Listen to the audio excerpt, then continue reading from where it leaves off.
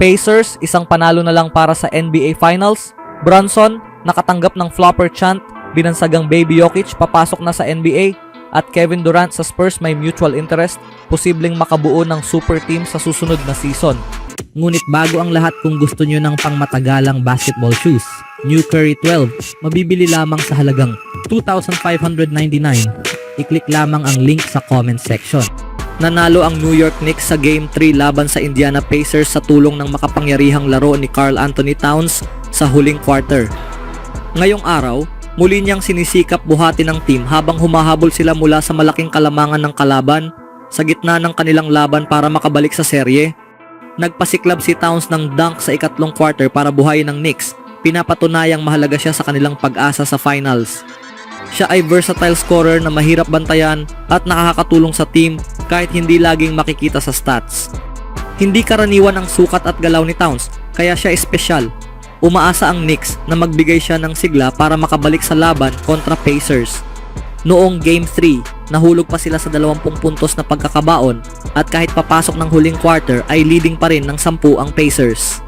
Pero doon na inako ni Towns ang laban, nagbuhos ng 20 puntos sa huling quarter upang pamunuan ang comeback ng Knicks kahit hindi makalaro si Jalen Brunson dahil sa foul trouble.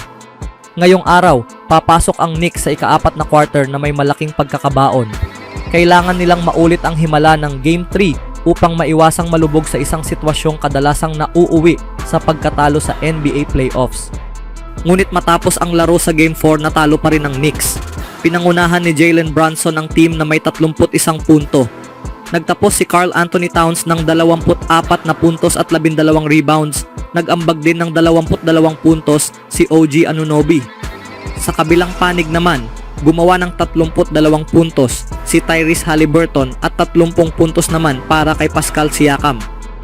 At nangyari din sa laro na nagchant ang Pacers fans kay Jalen Brunson na flopper.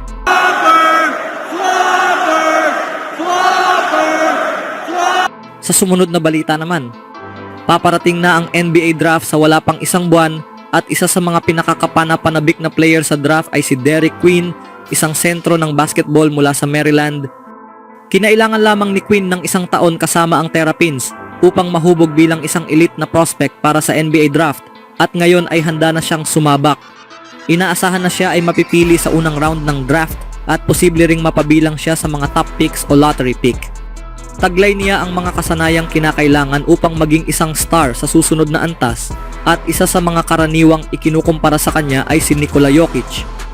Si Nikola Jokic ay isa sa pinakamahuhusay na player sa NBA at maraming scouts ang nakakakita ng kaunting pagkakahawig nila ni Derek Queen.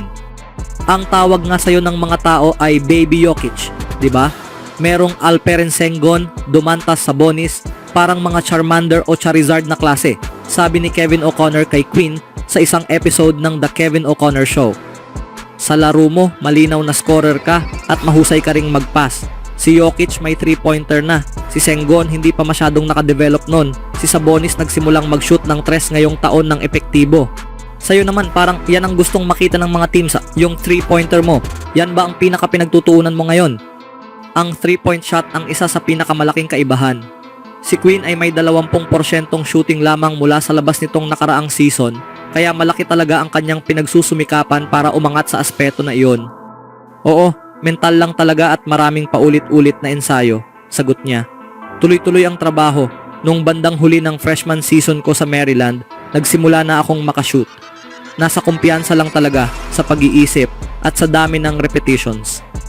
Pagdating sa mga paghahambing ng estilo ng laro, hindi masyadong iniisip ni Queen ang tungkol dito dahil nais niyang maging kakaibang player, pero kapag tinanong siya, binabanggit niya si Nikola Jokic dahil iyon ang palagi niyang naririnig. Sinasagot ko na lang ng basic si Jokic, ani niya. Talagang ayokong ikumpara ang sarili ko. Sa lahat ng player sa NBA, si Nikola ay isang napakagandang basehan ng paghahambing. May kahawig na kasanayan si Queen at may potensyal siyang makaapekto sa laro sa parehong paraan. Magsisimula ang NBA draft ngayong taon sa Hunyo 25 sa Barclays Center sa New York. Nakaka-excite isipin kung saan mapupunta si Derek Queen. Ano sa tingin niyo mga kaibigan?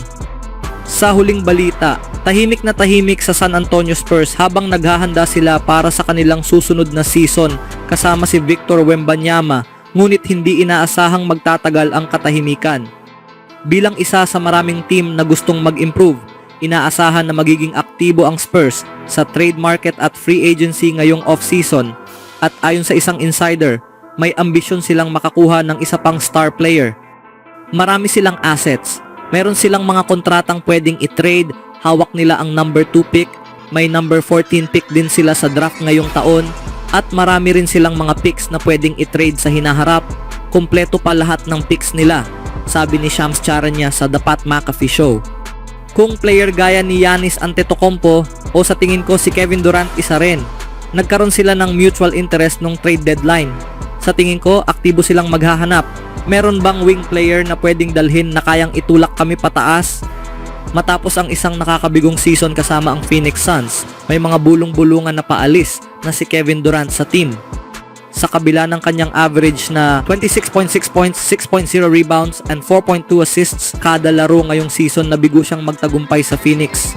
At mukhang malapit na siyang matrade bilang isa na lang sa natitirang assets ng Suns, maliban kay Devin Booker. Sa edad na 36 na taon, hindi na siya nasa kasagsagan ng kanyang career, ngunit ang husay niya bilang scorer, shooter, at playmaker ay kayang magpataas ng antas ng anumang team upang maging contender. Kahit nasa yugtong ito na siya ng career, maraming team ang inaasahang magkaka-interes sa kanya, at ang San Antonio Spurs ay kabilang sa mga nangunguna. Hindi pa nananalo ng kampeonato ang Spurs mula noong 2014, ang huling yugto ni na Tim Duncan, Manu Ginobili at Tony Parker. Pagkatapos tumanda ang core na iyon at matrade si Kawhi Leonard, nagsimula ang matinding rebuild ng Spurs na nag-iwan sa kanila sa ibaba ng standings sa loob ng ilang taon.